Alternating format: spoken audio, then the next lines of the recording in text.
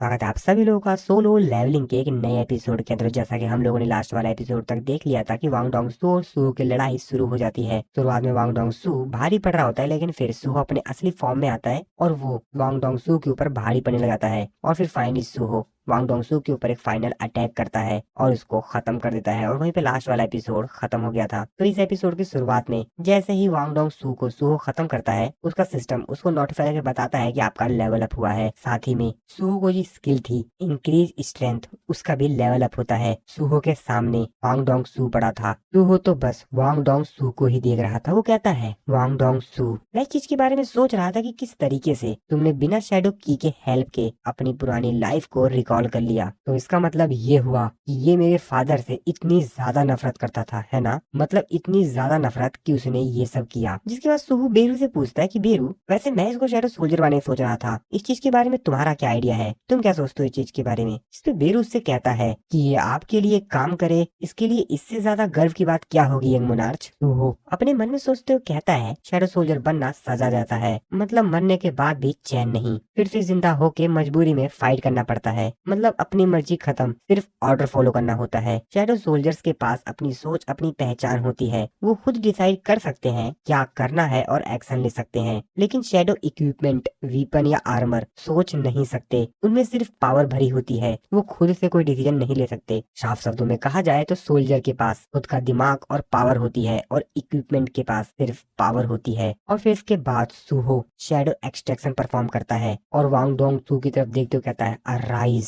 लेकिन उसका सिस्टम उसको नोटिफाई करके बताता है कि आपकी जो शैडो एक्सट्रैक्शन है वो फेल हो गया है, अब आपके पास सिर्फ 2 अटेम्प्ट बचे हैं। इस चीज को देखकर सू थोड़ा सा हैरान होता है। वो कहता है, अरे नहीं यार। और वांग डोंग सू की तरफ देखते हुए कहता है, जैसा कि उम्मीद की थी, तुम रोक रहे हो वांग डोंग सू। और फिर से वो ट्राई करता है और कहता है, अराइज। लेकिन उसका सिस्टम फिर से उसको नोटिफाई करके बताता है कि आपकी शैडो एक्सट्रैक्शन फिर से फेल हो गया है, अब आपके पास सिर्फ एक और चांस बचा है। पेरू वांग डोंग सू की तरफ देखते चिल्लाते हुए कहता है, ग्रेड तेरी तो, आखिरकार तुझ जैसे सोल्जर की इतनी औकात कैसे हो गई कि तू यंग मोनार्च को ये सब कुछ करने से रोक रहा है? और फिर सूहो वांग डोंग सू की बॉडी के पास जाता है और उसकी बॉडी के ऊपर हाथ रखते हुए कहता है, ये तुम्हारी आखिरी बची हुई कोशिश होगी, चाहे जितना कोशिश कर लो कोई फर्क नहीं पड़ेगा। इससे कोई भी फर्क नहीं पड़ता कि तुम्हारा गुस्सा और नफरत कितनी गहरी है। मुझे तुम जैसे विलन को समझने में कोई इंटरेस्ट नहीं है, चाहे जबरदस्ती ही क्यों ना करनी पड़े, मैं तुम्हारा इस्तेमाल करूंगा दुनिया के भले के लिए। तुम्हारी मर्जी हो या ना हो, तुम्हें मानना ही पड़ेगा। जिसके बाद फिर से वो कहता है, अराइज। और फिर इसी सीन के साथ हमारा और फिर ये सीन ही बड़ी कट होता है। दूसरी तरफ हम लोग एक कार को देखते हैं जो कि काफी तेजी से इसी तरफ बढ़ रही थी। और इस जगह पे आते ही उस कार के अंदर से मिस्टर चोई और मिस्टर वू निकलते हैं, जो कि काफी तेजी से इसी जगह पर आ रहे थे। मिस्टर चोई कहते हैं, ये वही खाली बिल्डिंग है जहाँ ब्लास्ट हुआ था। जिसपे मिस्टर वू कहते हैं, ये जगह सुहो के घर से काफी पास है, जल्दी चलो, हो सकता है सुहो ऑलरेडी ही घुसपैठिए से लड़ रहा हो। सुहो के घर अलार्म बजने के बाद कांटेक्ट टूट गया, उसके बाद कोई रिस्पॉन्स नहीं मिला। साथ ही में दीवार पर एक छेद भी था, तो जरूर वहाँ पे कोई घुसपैठिया होगा। और ये लोग भी उसी जगह पर पहुंच जाते हैं जहाँ पर सुहो और वांग डोंग सू की फाइट हुई थी। वो अपने सामने सुहो को देखते हैं। सुहो भी उन लोगों को वहाँ पर देखकर काफी ज्यादा हैरान होता है। वो उन लोगों से पूछता है कि आप दोनों यहाँ पर क्या कर रहे हैं? वो लोग सुहो को देखते हुए कहते हैं, सुहो? सुहो उनसे कहता, ओ लगता है कि हंटर एसोसिएशन को भी नोटिफिकेशन मिल गया था। मिस्टर वू सुहो से काफी तेज से चिल्लाते हुए पूछते हैं, तो तुम सेफ हो? आखिरकार यहाँ पर हुआ क्या है और वो घुसपैठिया कहाँ है? सुहो उनको बताता है कि वो वांग डोंग सू था। जिसकी बात सुनकर मिस्टर वू कहते हैं, ओ जैसा कि उम्मीद थी, वो एस रैंक का विलन वांग डोंग सू ही था। सू उनको बताता है कि अब तो सब कुछ खत्म हो चुका है। उसकी ये बात सुनकर तो मिस्टर चोई और मिस्टर वू दोनों ही काफी ज्यादा हैरान होते हैं। मिस्टर वू कहते हैं, तो इसका मतलब ये है कि वांग डोंग सू भी? तो वो कहता है, हाँ बिल्कुल, मैं जीता। आते हुए हम लोग देखते हैं कि सूहो ने वांग डोंग सू के शैडो सोल्जर का नाम भी ग्रिड रखा है और उससे भी उसने अपने लिए एक शैडो आइटम बनाया है। और फिर ये सीन यहीं पर ही कट हो जाता है। इसके बाद अगले दिन हम लोग हंटर एसोसिएशन का सीन देखते हैं, जहाँ पर काफी सारे न्यूज रिपोर्टर्स आए हुए थे। तो ये जगह हंटर एसोसिएशन की माना मेजरमेंट सेंटर था, जहाँ पर काफी सारे लोग अपनी माना मेजरमेंट करवाने के लिए आए थे, ताकि उन लोगों को उनकी रैंक मिल सके। तभी हम एक बंदे को देखते हैं जो कि अपना टेस्ट करवा के बाहर आता है। कहता है, हाँ तभी उसका दूसरा दोस्त कहता है क्या हुआ। वो उसको बताता है कि रीअवेकिंग के बाद भी मेरे को डी रैंक मिला है, जिसपे उसका दोस्त कहता है अरे कोई बात नहीं, तुम अभी भी एक माइनर के तौर पर काम कर सकते हो, लेकिन हाँ तुम गेट रिलेटेड जॉब्स बिल्कुल मत देखना। वो बेचारा तो काफी ज्यादा उदास सा होता है। तभी हम देखते हैं कि उसके साइड में एक बंदा जो कि एक नोटबुक पर कुछ लिख रहा था। वो अपने मन में सोचते हुए कहता है अभी तक 4 डी रैंक के और 2 ई रैंक के निकले हैं। और वो काफी ज्यादा जोश में अपने पेन को मुट्ठी से दबाते हुए कहता है मुझे अच्छी फीलिंग आ रही है, इतने सारे फेलियर के बाद अब फाइनली विनर के आने का टाइम हो गया है। और ये बंदा होता है किम टेंसुक, एक अनएम्प्लॉयड अवेकर जो कि अपने मन में सोच रहा था मुझे एस रैंक की उम्मीद नहीं है, सिर्फ ए रैंक और बी रैंक भी चलेगा। मैं ये नहीं सोच रहा कि ये चीजें मेरी पूरी जिंदगी पलट के रख दे। लेकिन हाँ तभी वहाँ पर असिस्टेंट आती है, वो उन लोगों को बताती है कि नेक्स्ट पर्सन मेजरमेंट के लिए तैयार हो जाइए। और ये बात सुनकर किम काफी ज्यादा खुश हो जाता है। वो अपने चेहरे पर एक स्माइल देते हुए अपने मन में सोचते हुए कहता है फाइनली इस बंदे के बाद मेरा नंबर आने वाला है। लेकिन उसे क्या मालूम कि इससे पहले जो बंदा जा रहा है वो सांग सुहो है। बस इस बंदे के बाद मेरा नंबर आने वाला है। असिस्टेंट सुहो से कहती है कि मिस्टर सांग सुहो प्लीज इधर आइए। सुहो भी बड़े आराम से उठते कहता है हाँ ठीक है। वो अपने आप से कहता है ये थोड़ा सा ऑकवर्ड तो है लेकिन कोई नहीं। किम जो कि सोचते हुए कहता है प्लीज प्लीज प्लीज इसको ई रैंक मिले। और फिर फाइनली सुहो का रिजल्ट आता है और उसका रिजल्ट सभी लोगों को बता दिया जाता है। सुहो जब हंटर एसोसिएशन मानव मैनेजमेंट सेंटर से बाहर निकलता है तो सभी के सभी न्यूज रिपोर्टर उसकी फोटो खींचने लग जाते हैं। साउथ कोरिया के लिए एक और एस रैंक का हंटर, और ये एक रीअवेकर है, साथ ही में ये जिसान प्रिजन इंसिडेंट का हीरो भी है। ये तो काफी बेहतरीन है। तभी न्यूज रिपोर्टर सुहो से सवाल करने लग जाते हैं मिस्टर सांग सुहो एक एस रैंक का हंटर बनने के बाद आपको कैसा लग रहा है। सुहो हंसते हुए कहता है हाँ वो। इस तरफ हम लोग उसी बिल्डिंग में मिस्टर वू को देखते हैं जो कि बाकी सभी हंटर्स के साथ इस रूम में थे।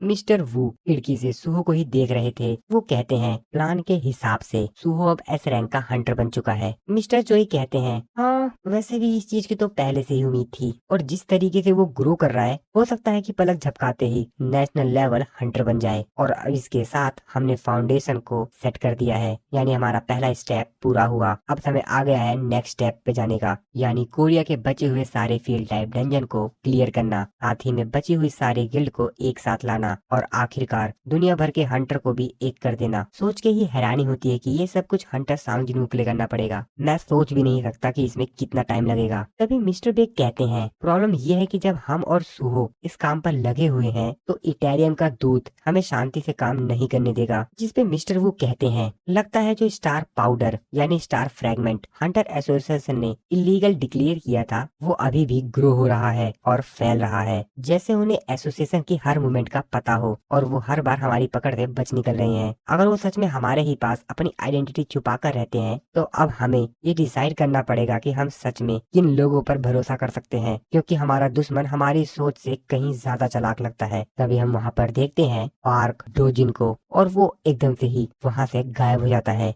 दूसरी तरफ जंगल में एक गेट दिखाया जाता है जिसके अंदर पार्क जाता है। पार्क जब वहाँ पर जाता है तो वो देखता है कि वहाँ पर एक बहुत बड़ा मॉन्स्टर है जिसके ऊपर काफी सारे लोग अटैक कर कर उसके कीमती सामान निकाल रहे थे। पार्क उन लोगों से कहता है बहुत हुआ, सभी लोग एक जगह पर आ जाओ। जिसके बाद वो सभी लोग एक जगह इकट्ठा हो जाते हैं और पार्क के सामने अपने घुटनों के बल बैठे हुए होते हैं, क्योंकि पार्क इन सभी का मास्टर है। पार्क अपने मन में सोच रहा था ली मिनसुंग के बाद ए रैंक के हंटर भी स्टार फ्रेगमेंट के असर को झेल नहीं पा रहे। अभी ये इतना डेवलप नहीं हुए हैं कि एस रैंक के हंटर को भी अपना बिलीवर बना सके। हंटर सांग सुहो के एस रैंक हंटर बनने के बाद वो अपना एरिया और इन्फ्लुएंस धीरे धीरे बढ़ा रहा है, और उस दिन के बाद से वो दूसरे हंटर गिल्ड को भी अपने साथ जोड़ने लगा है। वो मुझे अभी टेरिटरी कॉन्क्वेस्ट गेम का प्रपोजल दे रहा है, एक ऐसा गेम जिसमें जिस साइड के पास सबसे ज्यादा पावरफुल अवेकर होंगे वही जीतेगा। और अब जब सांग सुहो कोरिया के सारे एस रैंक को रिक्रूट कर रहा है तो सिर्फ कोरिया के अंदर बिलीवर्स बनाना बेकार होगा। क्या उसके द्वारा शुरू किए गए गेम के बिना सीधा लड़ाई में मेरे जीतने का कोई चांस है? और अभी उसकी ग्रोथ इतनी ज्यादा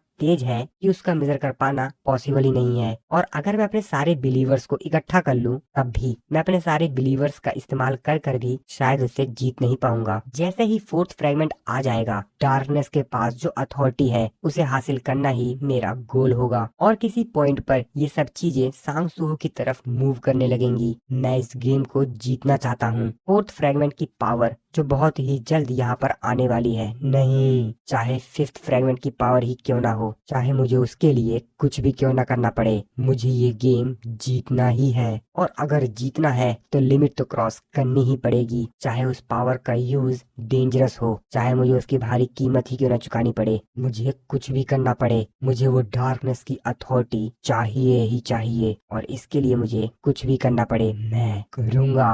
तभी पार्क के पीछे से एक लड़की की आवाज आती है।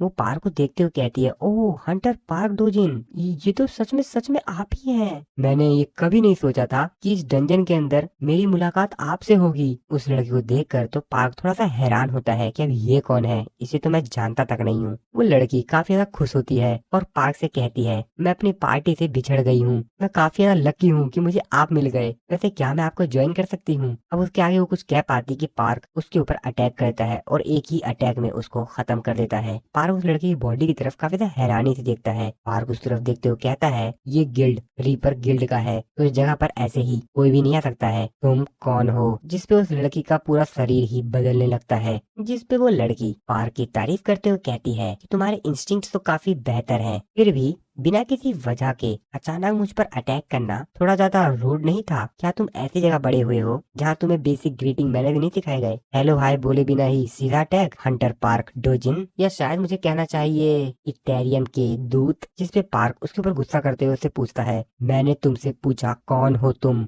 जिसपे वो कहती है कि कौन? मैं हूँ आरशा। वो पार्क को बताती है कि तुम ये समझ सकते हो कि मैं इस दुनिया की ही रहने वाली हूँ, और मैं यहाँ तुम्हारे लिए एक ऑफर लेकर आई हूँ। उसकी ये बात सुनकर पार्क थोड़ी देर के लिए शांत हो जाता है, जिसके बाद पार्क उससे पूछता है कि तुमको मेरे बारे में कैसे पता चला? वो पार्क को बताती है कि ये एक कोइंसिडेंट था। मैं एक स्टिमुलेट जो कि पावर को बूस्ट कर देती है, जिसका नाम है स्टार डस्ट, उसका सोर्स पता कर रही थी। इसलिए मैं सीधा उस बंदे के पास गई जो कि स्टार डस्ट को डिस्ट्रीब्यूट करता है, यानी कि लेविंसन के पास। और इस इन्वेस्टिगेशन के दौरान मुझे किसी के बारे में पता चला, अपोस्टल ऑफ इटेरियम, यानी इटेरियम के दूत के बारे में। और मेरे नीचे काम करने वाले लोग इंफॉर्मेशन को कलेक्ट करने में काफी एक्सपर्ट हैं, जैसा कि तुम देख सकते हो। और उसका ऐसे बोलते ही पार्क उसके आसपास जो इंसेक्ट उड़ रहा था उनके ऊपर अटैक करता है, और फिर पार्क के अटैक करते ही पार्क के जो बाकी साथी थे जिनके ऊपर उसने कंट्रोल कर रखा था, वो लोग सीधा जाते ही आरशा के ऊपर अटैक कर देते हैं। जिसपे आरशा पार्क से कहती है कि मेरे ऊपर अटैक करने का कोई मतलब नहीं है, क्योंकि ये सिर्फ एक क्लोन है, और शायद तुम इस बात से डर रहे हो कहीं मैं तुम्हारी असली पहचान सबको बता ना दूं, है ना? सही कहा ना मैंने? चिंता मत करो, मैं यहाँ पर तुम्हारी मदद करने के लिए आई हूँ। ये गिफ्ट प्रूव है कि मैं तुम्हारे काम की हूँ, मैं तुम्हारे काफी काम आ सकती हूँ।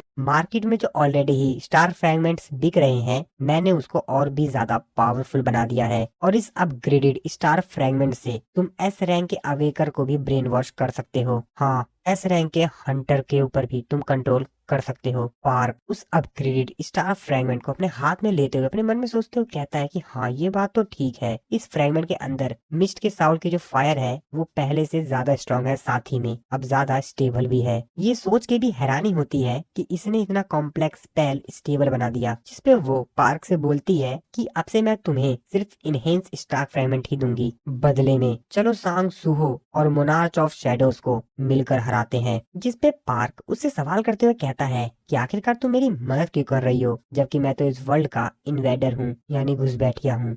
जिसपे वो पार्क से कहती है, तुम बहुत ज्यादा सोचते हो, सिर्फ इसलिए कि मैं इस दुनिया की हूँ तो क्या मुझे इस दुनिया के साइड रहना पड़ेगा? जिसपे पार्क उससे बोलता है, सवाल से बचने की कोशिश मत करो, और अगर तुम सच में मदद करना चाहती थी तो ली मिन सुन के जिंदा रहते ही मेरे पास आ जाती। जिसपे आरशा उससे कहती है, तुम जानते हो ना, लड़कियों को वो लोग बिल्कुल भी पसंद नहीं है जो हर एक छोटी चीजों के बारे में पूछते रहते हैं, और ये पूरी तरीके से मेरे ऊपर है कि मैं किसकी साइड लेती हूँ। और ये तो एक नॉर्मल सी बात है ना कि जिस साइड से मुझे ज्यादा फायदा होगा मैं उसी साइड से रहूंगी। तुम्हें नहीं लगता? मैं भी एक मोनार्च की डिसेंडेंट हूँ, यानी कि मैं भी मोनार्च की ब्लड लाइन से आती हूँ, जैसा कि सांगसु हो। लेकिन मैं इस नतीजे पर पहुंची हूँ कि मैं उस मोनार्च ऑफ शैडो के डिसेंडेंट के साथ जिंदा नहीं रह सकती हूँ। अगर वो एग्जिस्ट करेगा तो मैं नहीं रह सकती। जिसपे पार्क उससे कहता है, तो इसका मतलब तो यही हुआ कि जिस तरीके से उसके पास काफी ज्यादा अजीब पावर्स हैं, उसी तरीके से तो क्या तुम्हारे पास भी वैसी अजीब पावर्स हैं? जिसपे आशा उससे कहती है, अगर तुम्हारा मतलब है शैडो अथॉरिटी से तो नहीं, लेकिन हाँ, मेरे पास एक दूसरी पावर है एग्जाम्पल के लिए। और ऐसा कहते ही पीछे जो मॉन्स्टर पड़ा हुआ था वो जग जाता है। पार्क के जितने भी लोग होते हैं वो सभी के सभी उसके ऊपर अटैक करने के लिए तैयार हो जाते हैं। पार्क जो कि इस चीज को देखकर थोड़ा सा हैरान होता है, वो अपने मन में सोचते हुए कहता है, क्या हमने सबको नहीं मारा था क्या? और वो मॉन्स्टर जैसे ही इन लोगों पर अटैक करने के लिए आता है, उससे पहले ही आर्शा अपनी पावर का इस्तेमाल कर कर उस मॉन्स्टर को अपनी पावर से खत्म कर देती है। लेक मुनार्स की डिसेंडेंट होने के नाते मैं ये सब कुछ कर सकती हूँ। और उस छोटे से कीड़े को अपने हाथ में रखते हुए कहती है कि इसके बारे में क्या कहना है। और तुम्हें तो पता ही है कि लोग क्या कहते हैं, मेरे दुश्मन का दुश्मन मेरा दोस्त। और फिर इसी सीन के साथ हमारा ये वाला जो एपिसोड है वो खत्म हो जाता है। आई होप आप लोग को वीडियो अच्छी लगी होगी। तो मिलता हूँ मैं आप लोगों को नेक्स्ट एपिसोड में।